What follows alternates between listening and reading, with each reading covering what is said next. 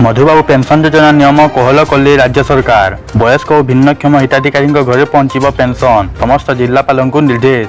राज्यर जनसाधारण सुविधा पर मुख्यमंत्री नवीन पट्टनायक अनेक जनहितकर योजना लागू करछंती। तेबे विभिन्न योजन बेनिफिट पाइबा क्षेत्र में हिताधिकारी अनेक समस्यार सम्मुखीन होगाक पड़ुछि। तेणु राज्य सरकार ए दिगरे न पदक्षेप ग्रहण करछंती। तेणु या दृष्टि रखी राज्य सरकार मधुबाबू पेंशन योजना नियम कोहल करछंती।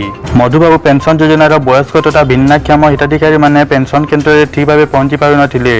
एथिसहित सेमानक अकाउंट को डीबीटी जरिया अर्थ पठाଯାଉଥିବାରୁ अनेक हिताधिकारी अर्थ पाउनथिबा जଣା पड़िछि। अनेक समय किसी वृद्धा वृद्ध तथा भिन्नक्षम हिताधिकारी बैंक रु टंका उठाइबा क्षेत्र में विभिन्न समस्यार सामना करछंती। तेणु बाध्य होई सेमाने बैंक रु निराश होई फेरुथिबा देखा जाइछि।